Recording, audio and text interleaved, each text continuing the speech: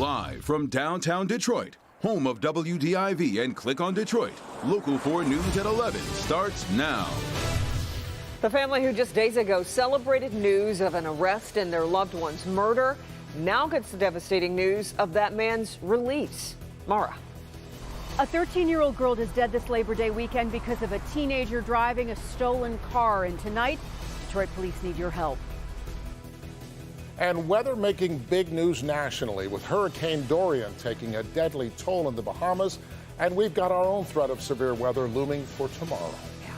Thanks for being with us here for the news at 11 as we wind down this long Labor Day weekend. It has been especially long for the folks in the path of Hurricane Dorian.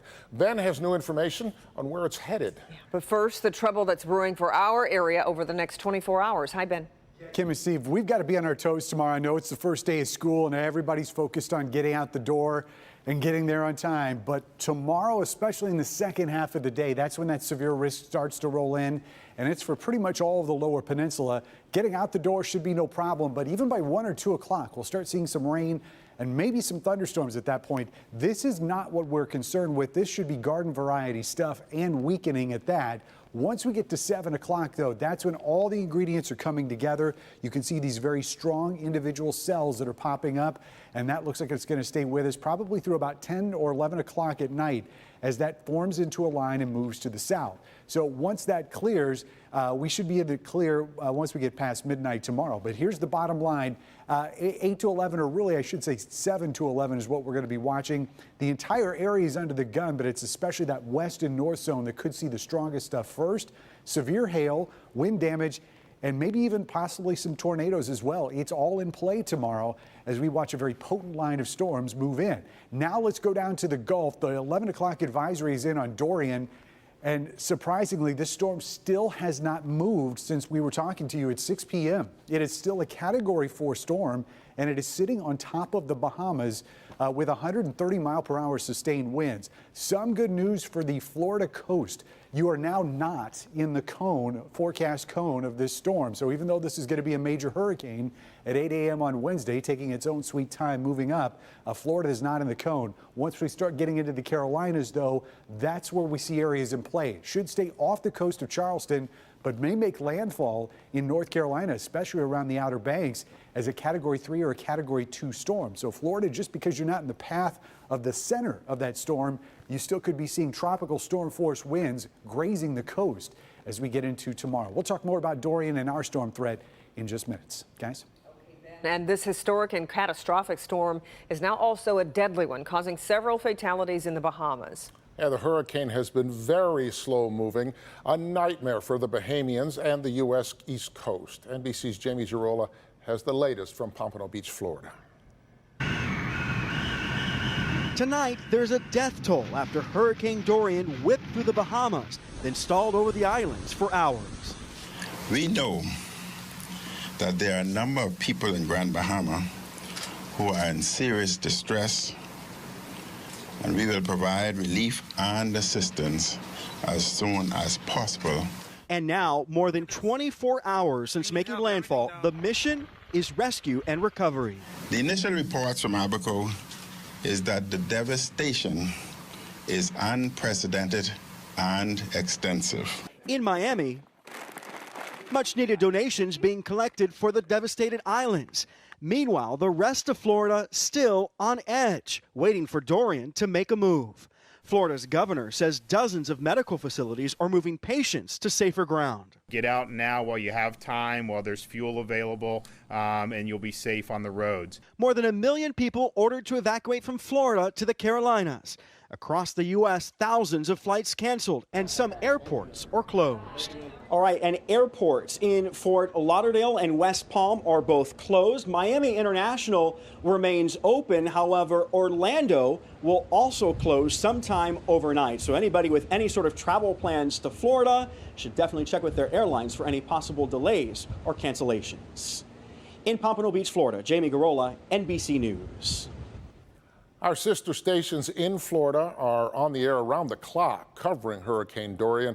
We are streaming their coverage live on our website, clickondetroit.com. You can find the link right on our homepage. Well, it almost seemed too good to be true. Last week, when we reported an arrest in a local murder case, the day after the victim's family went in front of cameras pleading for the killer to turn himself in. Yeah, but now this family, the family of this man, Santo Williams, is told the man DPD arrested has been released. Coco McAvoy is live with these new developments in what is just a heartbreaking case. Coco? Yes, I spoke to one of the family members over the phone tonight, and the family is just devastated, understandably, after receiving news like this. It's been an emotional roller coaster for the Williams family after their loved one, Santo Williams, was killed. This has tore my whole world upside down. He's my only son. Just a few days ago, heartbreaking words from his 5-year-old daughter. I love you, Daddy. The family pleaded for justice in Santo's case, and then police made an arrest. I'm crying today, but I'm crying happy tears because it's the best I felt since June 23rd. My son finally got some justice. I feel okay. But now there's another devastating blow for the family. The man who was arrested has been released. The Wayne County Prosecutor's Office got a warrant request, but gave it back to police to investigate further. Police were not able to hold the man any longer, and he was let go as police keep pursuing the case. And again, Detroit police says that the man was released pending further investigation, and charges will, of course, keep track of this story. Reporting live this evening, I'm Coco McAvoy, Local 4. Okay, Coco, thank you. Steve. Well, another tragedy this weekend. She was so excited to be out with her sisters. But what happened Saturday night left a 13-year-old girl dead and her family in shock. Mara McDonald, live at Detroit Police Headquarters tonight. Mara, I know you spoke with her mom. I did, Steve, and she is just wrecked. There's no other way to say it. This was supposed to be a really fun Saturday night for her daughters, and it ended up in such a horrible way.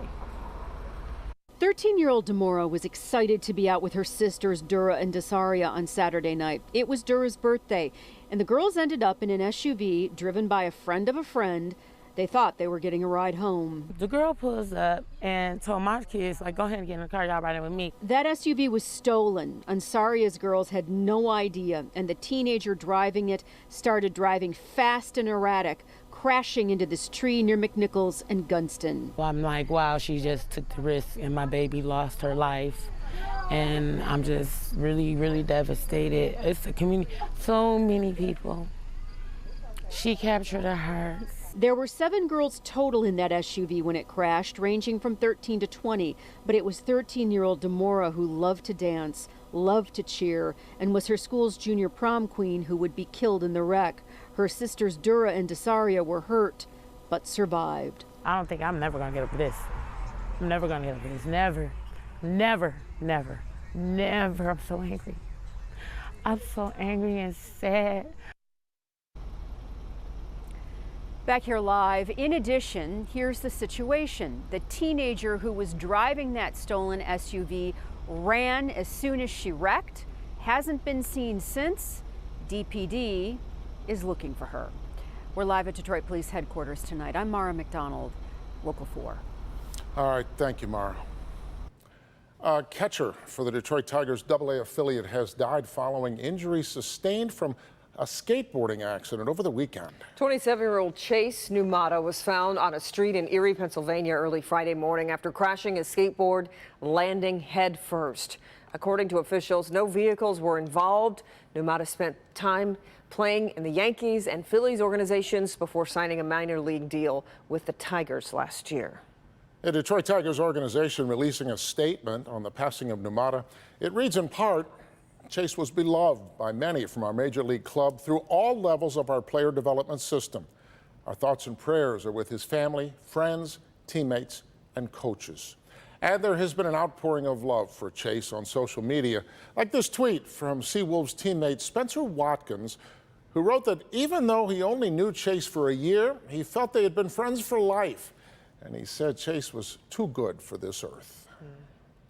Well, still ahead, startling new video of a vehicle fire right in someone's Macomb County driveway. Find out more about where this happened and what may have caused it. Plus, they've got some unfinished business on the big stage of America's Got Talent. But the Detroit Youth Choir just booked another big show. Discord, Telenym, 4chan, popular apps meant for fun, but you just don't know who's behind that gaming handle or that, that avatar. Kids are on apps and social media and can be targeted by online predators. Think about, in 5 minutes, what your child can be exposed to on a platform like